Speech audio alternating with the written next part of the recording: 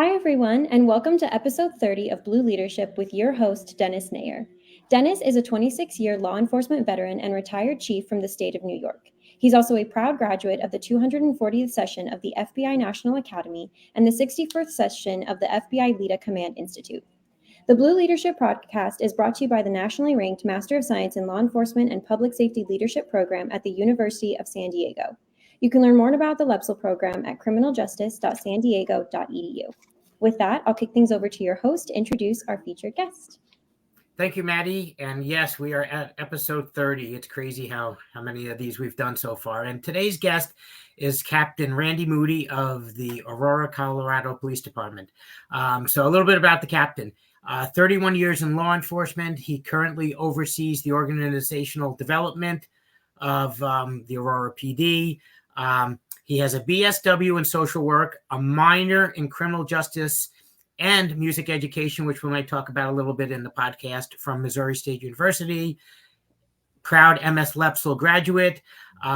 He's also a graduate of the FBI National Academy Associates Certificate Program, FBI LEDA Trilogy, IACP Leadership in Police Organizations, and SMIP class number 88. Tons more I could say about the captain, but without further ado, Captain Moody, thanks for being here. Yeah, thank you. Yeah, you're right. We can talk about all that other stuff some other time, but we got a lot to get to. And I first want to say thank you so much. I've watched many of these podcasts. It's awe-inspiring, the talent that you bring to the live stream and the internet.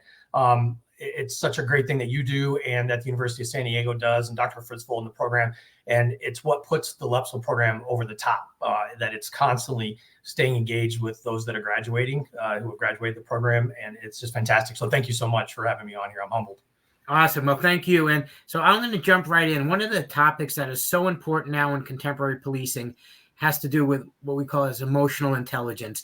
And even if people don't know what it is, it's when they're working with someone or for someone and they just feel good around that person and that person inspires them and that person is self-aware and they get people and they help to further the mission. And there's lots that we could talk about, but you are someone who is very big in working and developing emotional intelligence. You understand it to a very high degree, and that's what I want to start with. So, Captain, can you tell the listeners and viewers what is emotional intelligence and why is it so important in today's policing organizations?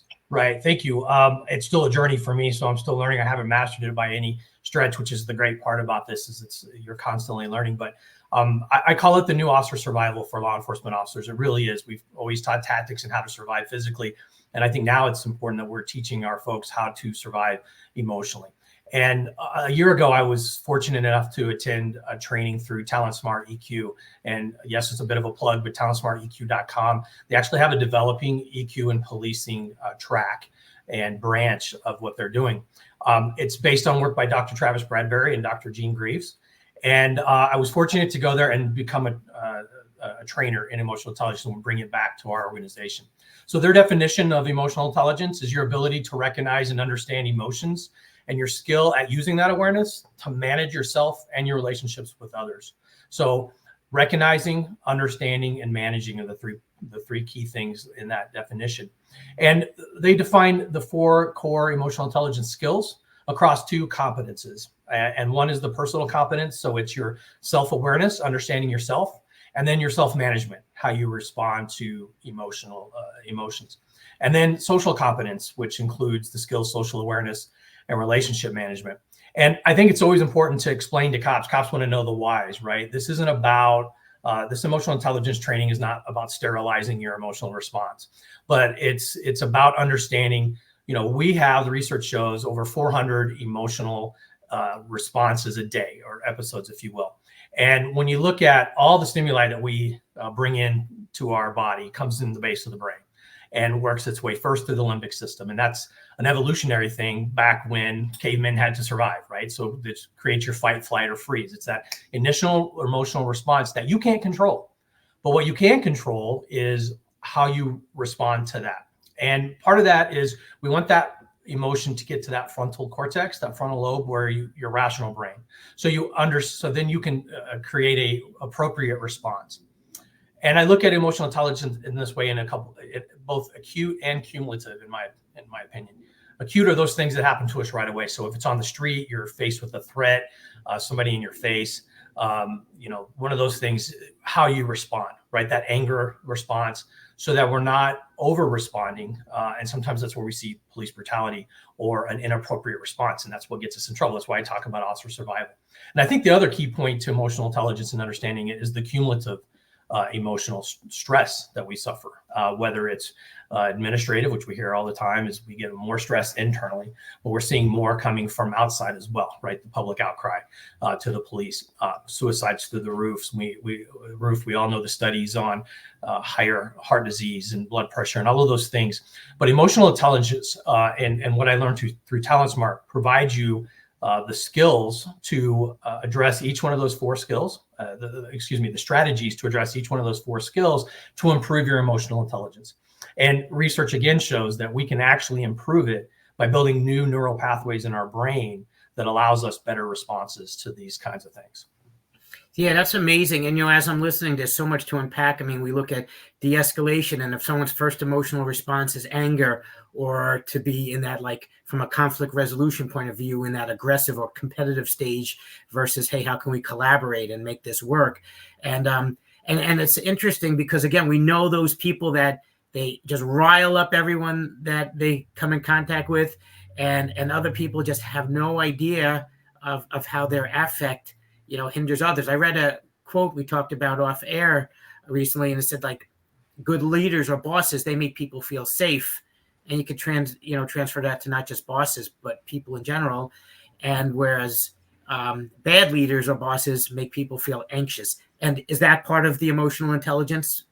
Absolutely. One of the things we do in the training is we solicit those attributes that our students see in the best leaders they've had. And we will they'll come together in groups and discuss it, and then we'll put it up on the board, those attributes. You could just as easily say, tell me those with high emotion. What are the attributes for people with high emotional intelligence? They're the same. The ability to have humility, the ability to have drive and focus, empathy is another big one. So all of those things we talk about when we talk about good leaders, those really good leaders, and the research shows this, you don't have to have a high IQ to be a really good leader, but you need to know what you don't know. And you need to develop those emotional skills. And it really comes down, again, to that self-awareness, because these emotions get intertwined in who we are. And then that becomes the response, right?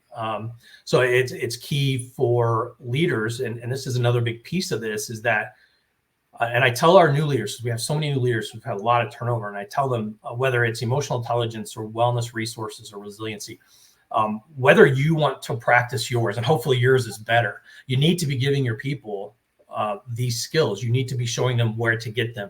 You need to be helping them improve. Because it's not about you anymore, right? As a leader, it's about building your people up and turning your followers into leaders. And so it's important for us as leaders to understand these things and then pass them on to our followers. And so now this goes into one of the things you do a lot at APD is building of collaborative teamwork, and you accomplish your mission through that. So I want to ask you two questions. One, can you talk a little bit about that? And then also maybe expand into how agencies can use that collaborative teamwork to help leverage their abilities and best achieve their missions. Right. So I just did a webinar with TalentSmart over team emotional intelligence, and you can find that online. But that team emotional intelligence, there's the book over my shoulder there that I highly recommend. And it's about running teams, collaborative teams.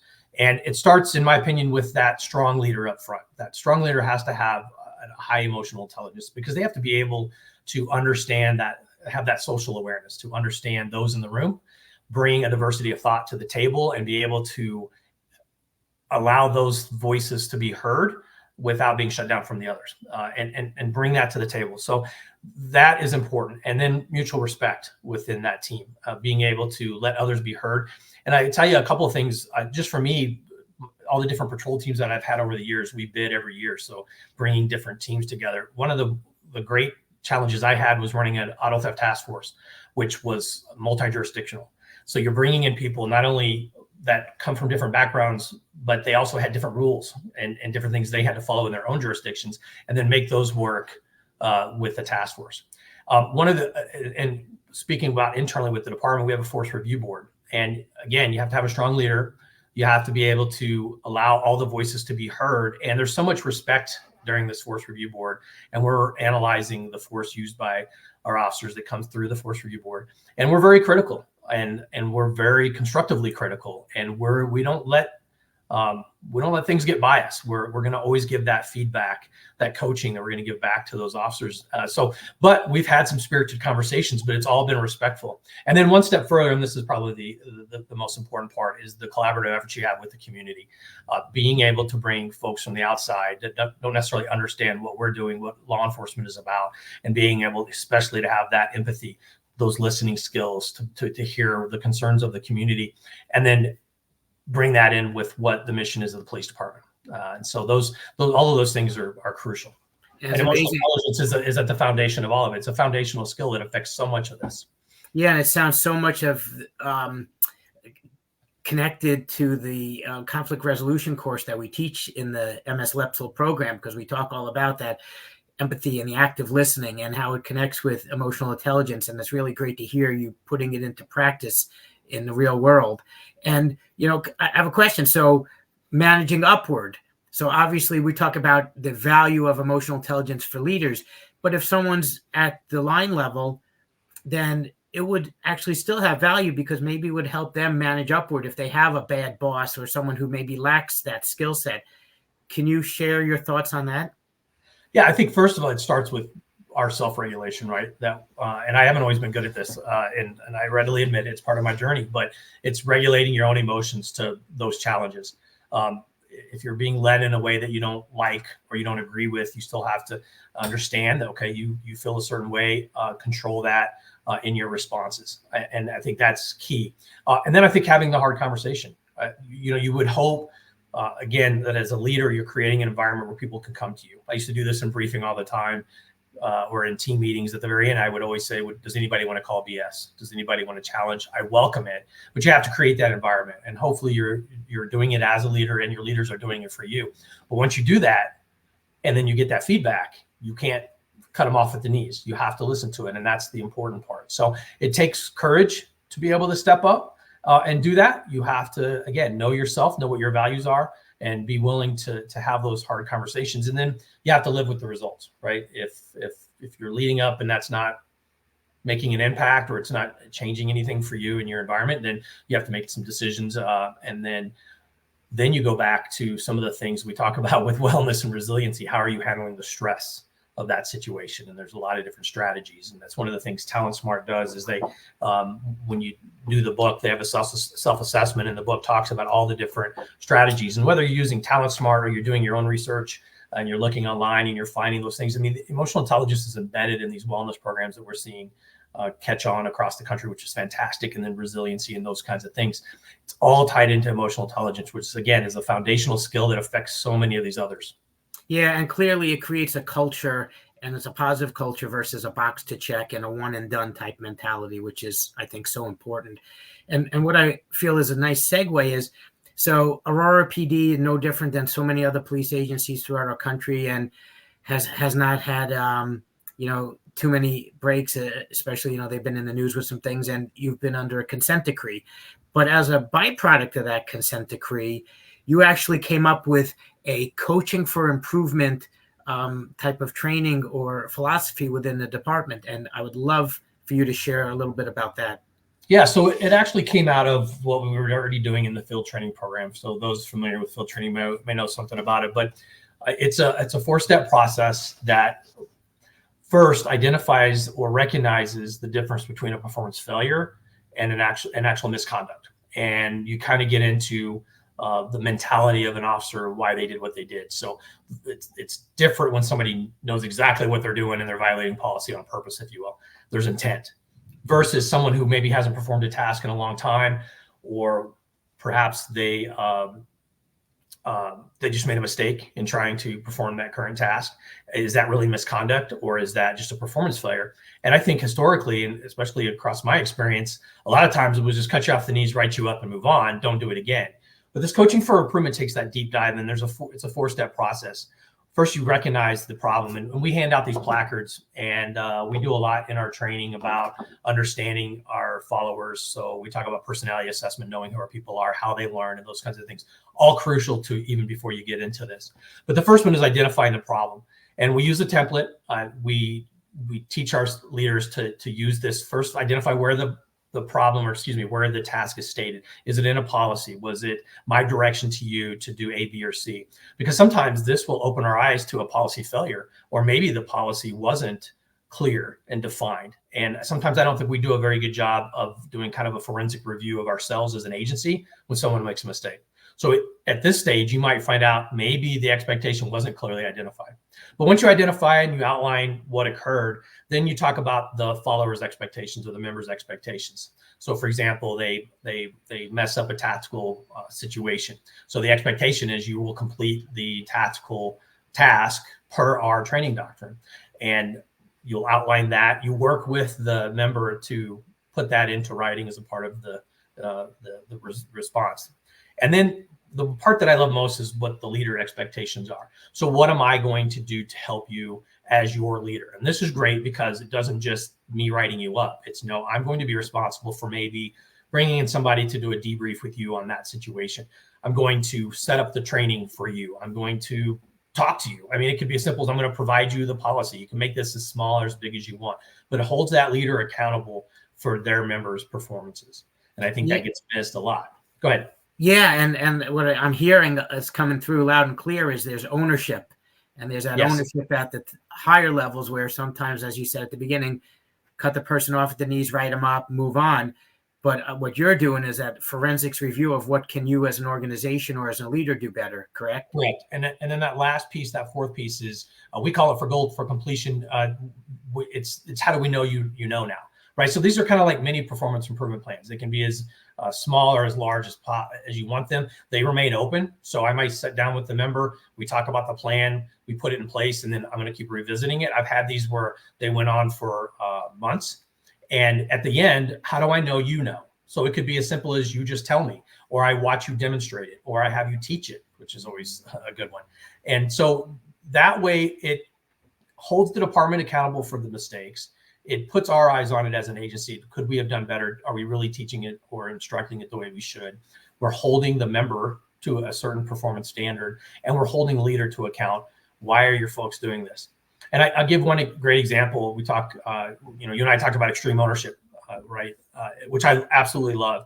And we had an officer, as most agencies had officers, get into car accidents, unfortunately, running on a code run to an emergency call, and causes an accident. I go back, because I'm the captain in the district, I go back to his leaders and say, why did he think that was okay? Why was he doing it in that situation? Because it was clearly not right. And a policy violation. And of course, you get the whole, well, I wasn't driving the car. We tell him not to do this. And then I get back at him. When was the last time you talked about code runs in briefing? Has anybody ever seen him drive fast and never hold him to account? What have you done? And I'm not saying they have, but at the same time, we have that ownership. Those are our folks. And just like a coach is responsible for a team who goes over, so are we responsible for performances when our folks fail. And we have to do better. Yeah, I love it. And it's building in just that introspection. Hey, what could we have done? Maybe nothing, but at least you're thinking of it. And I think that's huge. So here, the feedback has been great too, because it's technically the policy is technically in the queue. We're working through a bunch of policies in the organization. But the feedback that we've been doing or received from officers from leaders who are already doing it is fantastic, because they're like, thank you for recognizing I just made a mistake. I'm trying to do the right thing. Thank you for that. Thank you for providing the training. And then I'm sure behind closed doors, they're like, my sergeant was held accountable, or that sergeant was held. That's fantastic. So it's the feedback has been fantastic. We love it. Yeah. And just, from an organizational theory point of view, it's, some of the challenges that become very bad for morale and organization is when it's process over people. And this is not putting a process, it's putting the people, it seems, first, still with a process. I love it. So I want to ask you, Captain, your social work degree, there is so much of law enforcement for the history of law enforcement that is so much social work oriented. And can you just talk a little bit about how that foundation has helped you and how you have applied what you learned at that undergraduate level in social work to your, and again, we know that you also are varied in that you have a minor in music education and criminal justice as well. But how has the social work specifically helped you? Yeah, so it was kind of an interesting journey because I grew up loving law enforcement. Adam 12, of course. Are you kidding me? What a great show. But I got into playing drums and percussion. So I followed that track throughout junior high, high school, and college. And I went to college because I wanted to teach music ed. And then a former roommate of mine became an officer in Missouri, and I went and did a ride along. And then I got to know some people locally. And I thought, man, that's what I want to do. And so I sought out a way to change my major. Truth be told, I was looking for an easy way out. If I'm being honest, social work was not that, but it was a way because I had already been in school for 3 years when I started looking. And I found social work, and you actually had to apply to be a part of the program. So I remember talking to the instructors at the time about, I want to go into law enforcement and I want to switch my major to social work. And I got hit with, especially in the 90s, last century, by the way, I got hit with, why would you want to be a social work major? You want to go into law enforcement? Like, they didn't connect the two. And my response in my application was, police officers are social workers. By definition, they do all of the same kinds of things. And it's kind of what took me to working with juveniles first before I came out to Aurora. But that social work degree, I didn't know it at the time, but it helped me with a lot of the things that we're talking about today. It's weird how these things come back around. Being able to moderate, if you will, a group or a team dynamic. Back then, it was bringing in a counseling session, bringing folks together that might be struggling with whatever the topic is, and being able to moderate and make sure everybody is heard and use that. So listening skills, those kinds of things. And then also when we talk about understanding different cultures, understanding where people are coming from. And so that empathy, that diversity, the recognition of all of that stuff. And so those things were key in my degree that really didn't resonate with me until honestly here lately, when I started really diving into this in the last several years. It's kind of all percolated back up. So, and then, yeah, go ahead. Isn't that amazing? Just sometimes we have no idea where the value of a particular path we took earlier in life actually comes into full play later on. Yeah, absolutely. That's why I try to adopt this growth mindset, right? Always learning, always reading, always staying on top of things, because so much changes, but so much stays the same as well. What a perfect transition, because my next question was going to be, now your advanced degree. You have the MS Lepsel degree, nationally acclaimed, and it's so valuable for law enforcement leaders throughout the country. And how has that helped you in your leadership roles with APD? Yeah, I can't say enough things about USD and the Lepsel program. When I started looking for a program, it was right before I hit my 5th decade, and I wrestled with going back to school. And one of the things I wanted to do was find a program that really had some stature, if you will. I didn't want just a piece of paper. And I know a lot of people who just want to go get their master's. And I was really intrigued by the way the Lepsel program is set up. It's so progressive. It's so here and now. And I've used some of the things from Lepsel in my work and vice versa. And I love the fact that everybody in the program is in the profession. And so there were other things going on in my life. I found also, too, for those that have waited so long, I would tell you that what I found was that I knew a lot of the concepts. So the concepts came easy in my mind, but you still had to put in the work. So it was still a challenge, but I understood a lot more of it. So I really enjoyed it. I thought it was cathartic, getting online, doing the discussion boards. And the key piece that I love is the networking and the connections. And I know every one of the alumni that we talk to says that, but it's true. I still talk to them to this day. The capstone, using LinkedIn as your capstone and making those connections to this day has been fantastic. So the Lepsel program really opened my eyes.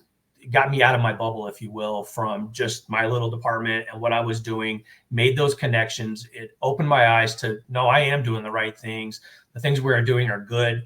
Again, it was good feedback from folks, sharing, exchanging ideas. So it's been great for me to take my game up a step, coupled with a couple of other things like emotional intelligence training, and taking that back and really wanting to be that transformational leader to turn our followers into leaders themselves. So the Lepsel program, again, I will advocate for that program any day. The things that Dr. Fritzfold and his crew and yourself and all the instructors and professors, can't say enough good things about it. Likewise, everything you said, put a stamp on from me as well. I fully agree. So, Captain, you've done so much. I gave a brief synopsis of your background and history, but 31 years in law enforcement. You've been there. You've done that. What aspirations remain for you? I think I've prepared my whole life to be in a chief's role. I don't think I knew that at the time, especially early on. I would have done some things differently, but that's part of the journey, and that's what I love. I wouldn't change those things because I can speak to them, but I would love to be in a chief's role, and whether it's internally or outside. But I also enjoy teaching the emotional intelligence. I sit on advisory boards for a couple of community colleges here, and I've been able to fill in a couple of times as an adjunct professor. Like I said, I went to school to do music education, so educating and teaching has always kind of been in my blood. And again, the Levson program, some of these other things have really kind of stirred that up. I don't really know exactly which door is going to open and where I'm going to go, but I'm constantly looking for that, and we'll see. But I'm excited about the future, and I'm excited about that next chapter, whatever that has in store for me. Yeah, that's awesome. And I think that would be so great for any organization to have a chief come in that really has that strong connection to emotional intelligence, because when it starts at the top, there's no way it won't trickle down through the culture of the department. Absolutely. You're absolutely right. It's got to start from the top.